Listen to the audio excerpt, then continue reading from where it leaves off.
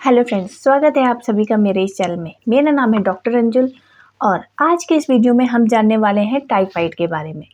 तो दोस्तों, टाइफाइड को हम एंटेरिक फीवर या फिर आंत ज्वर और मोती जरा और हम मियादी बुखार के नाम से भी जानते हैं। ये सब इसके कॉमन नेम हैं और आजकल ये बहुत तेज़ी से फैल रहा है।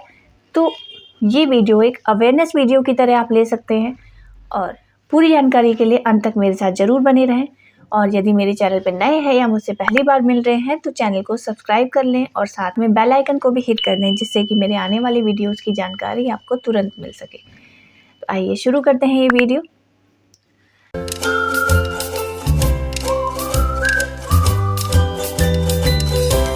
तो दोस्तों, टाइफाइड फीवर एक बैक्टीरियल इन्फेक्शन की वजह से होता है और ये दूषित पानी और दूषित खाना खाने की वजह से होता है। सबसे ज़्यादा आपकी आंतें यानी कि इंटेस्टाइन प्रभावित होती है और यदि इसको सही वक्त पर ट्रीटमेंट ना मिले तो ये आपकी ब्लड स्ट्रीम में एब्जॉर्ब होकर ये अन्य सिस्टम तक पहुंच सकता है और उनमें भी इन्फेक्शन फैला सकता है। तो इसका ट्रीटमेंट सही समय पे हो जाना चाहिए। अब ये जानते हैं कि ये होता कैसे है। तो दोस्तों, ये होता है साल्मोनेला टाइफी बैक्टीरिया के कारण और ये एक व्यक्ति से दूसरे व्यक्ति को फैलता है फीको ओरल मोड ऑफ ट्रांसपोर्टेशन की वजह से। जैसे कि यदि कोई व्यक्ति संक्रमित है साल्मोनेला टाइफी के बैक्टीरिया से या फिर उसे टाइफाइड फीवर हो रहा है और वो शौच के बाद अपने हाथ सही से नहीं धुलता है या फिर सफाई नहीं रखता है, तो ये ऐसा व्यक्ति यदि पानी हैंडल कर रहा है तो इसके जो विषाणु हैं या बैक्टीरियाज हैं ये पानी में ट्रांसफ़र हो जाते हैं और यदि वो खाना हैंडल कर रहा है तो खाने में चले जाते हैं। फिर ये भोजन कोई करता है या ये पानी कोई पीता है तो उसमें भी ये बैक्टीरियाज पहुंच जाते हैं। एक दूसरा रूट भी है, यदि ऐसे व्यक्ति का एक्सक्रीटा यानी कि मल यदि खुले में है और वो किसी पक्षी द्वारा यदि वो फलों और सब्जियों तक पहुंच जाता है तो उनमें भी ये संक्रमण आ जाता है और फिर जब व्यक्ति कोई खाता है उसे तो उसे भी इसका संक्रमण हो जाता है या फिर इन्फेक्शन हो जाता है। अब ये जानते हैं कि कितने दिनों बाद इसके सिम्टम्स नज़र आने शुरू होते हैं जब ये इन्फेक्शन आपकी बॉडी में पहुंचता है।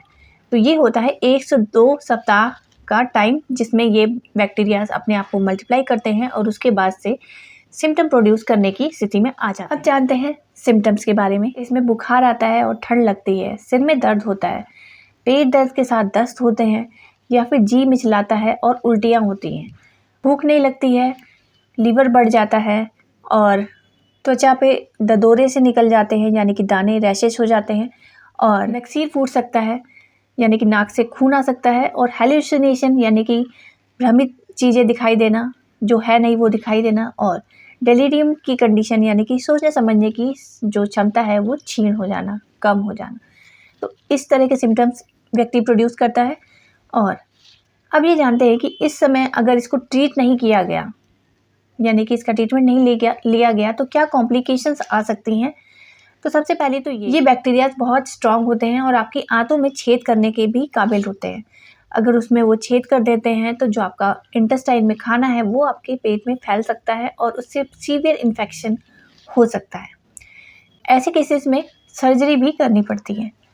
और नेक्स्ट है भी आता है और नेक्स्ट है कि ये जब ब्लड स्ट्रीम में एब्जॉर्ब हो जाएगा तो डिफरेंट सिस्टम में जाएगा, जैसे कि हार्ट तक पहुंचा तो हार्ट में इन्फ्लामेशन क्रिएट करेगा, अगर किडनीज तक पहुंचा तो किडनीज में इन्फेक्शन क्रिएट करेगा और पैनक्रियास को इन्फ्लाम कर सकता है, पैनक्रेटाइटिस हो सकता है, निमोनिया की कंडीशंस आ सकती हैं। अगर वो लंग्स तक पहुंच जाए तो इसकी कॉम्प्लिकेशंस बहुत ही भयंकर है। ये बीमारी 10 से 30% तक फेटल साबित हो सकती है।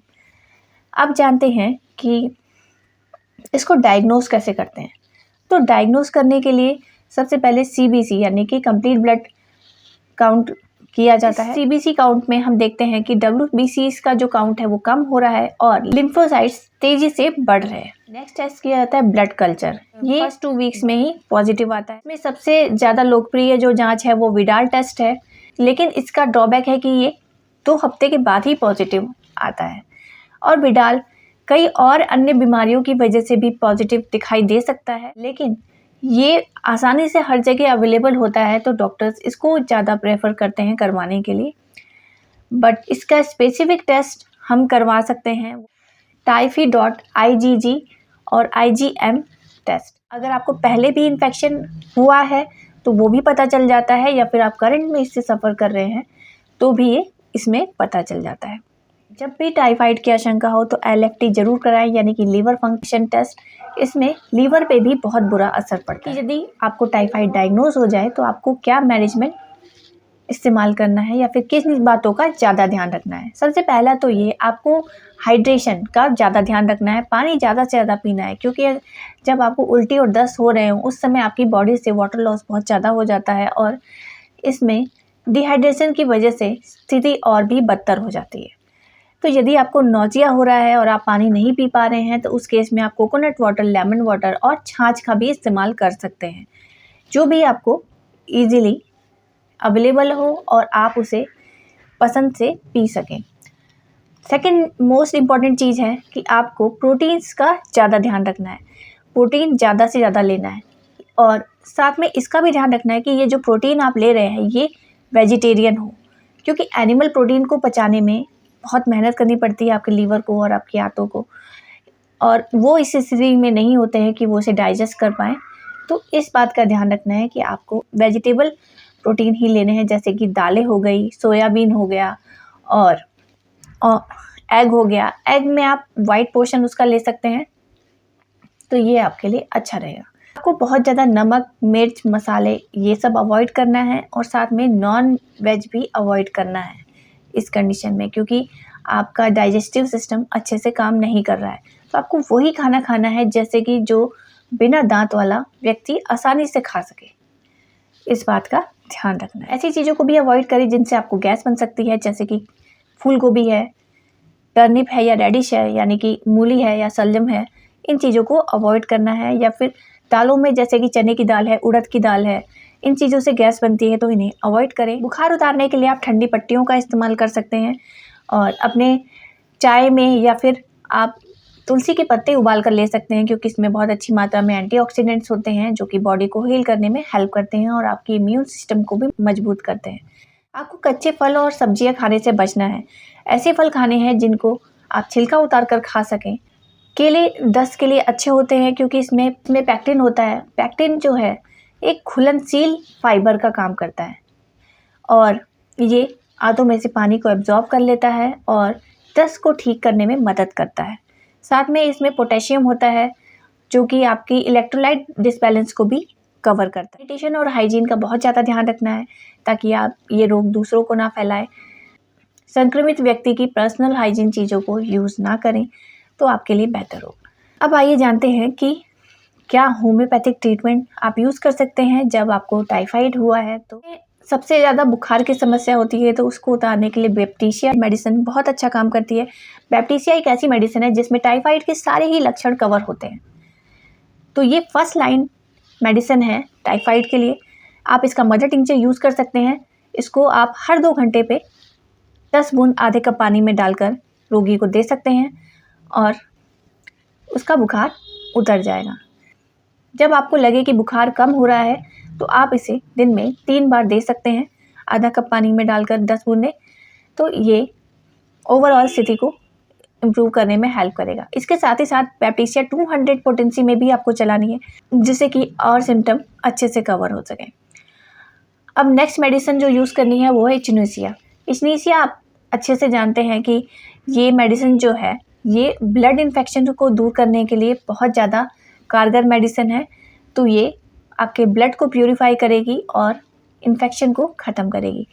थर्ड मेडिसिन मदर टिंचर आपको जो यूज़ करना है वो है चाइना मदर टिंचर। जब भी आपको टाइफाइड होता है तो कमज़ोरी बहुत ज़्यादा आ जाती है, तो उस चीज़ को कवर करने के लिए और ये बुखार को भी उतारने में सहायक होती है। तो इसको मदर टिंचर आप फॉर्म में यूज़ कर सकते हैं। 15 drops half cup of water में मिक्स करके इसे आप सुबह दोपहर शाम अगर लेते हैं तो ये बहुत अच्छे रिजल्ट देती है। होम्योपैथी इंडिविजुअलाइजेशन के हिसाब से काम करती है। यदि आपको बहुत ज़्यादा रेस्टलेसनेस हो रही है, फीवर हो रहा है, तो आप आर्सेनिक मेडिसिन यूज़ कर सकते हैं। इसको आप 200 पोटेंसी में सुबह और शाम यूज़ करिए, 2-2 बूंदें अपनी ज़बान पे, तो ये आपको बहुत अच्छे रिजल्ट देगी। नेक्स्ट मेडिसिन है दोस्तों पायरोजिनम 200। तो पायरोजिनम 200 भी बहुत अच्छा काम करती है। टाइफाइड के केस में यदि आप पेप्टिसिया के साथ इसका यूज़ करते हैं तो आपकी जो अवधि है ट्रीटमेंट की वो कम हो जाती है। इसकी आपको 200 पोटेंसी में 2 बूंदें एक बार दिन में यूज़ करनी है।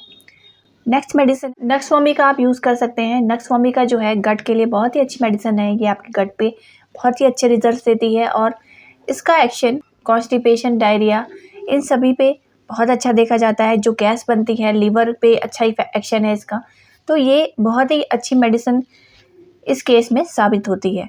तो आप इसे रात में 2 बूंदें 200 पोटेंसी में ले सकते हैं और ये अपना काम शुरू कर देगी। तो ये था मेडिकल ट्रीटमेंट पार्ट। इस वीडियो में मैंने मुख्य मेडिसिन ही कवर करी हैं। अगर आपको ऐसा लगता है कि आपकी क्वेरी सॉल्व हो गई है तो वेल एंड गुड, और यदि नहीं हुई है तो आप स्क्रीन पे दिए गए व्हाट्सएप नंबर पे कांटेक्ट कर सकते हैं और ट्रीटमेंट और या फिर एडवाइस जो भी लेना चाहते हैं ले सकते हैं। आशा करती हूँ वीडियो आपके लिए यूज़फुल रहा होगा, तो आप इसे लाइक करेंगे, ज़्यादा से ज़्यादा फ्रेंड्स और फैमिली में शेयर करेंगे, और चैनल पर नए हैं तो चैनल को सब्सक्राइब कर लेंगे, और कोई क्वेरी हो तो कमेंट बॉक्स में पूछ सकते हैं। मिलते हैं नेक्स्ट वीडियो में। धन्यवाद।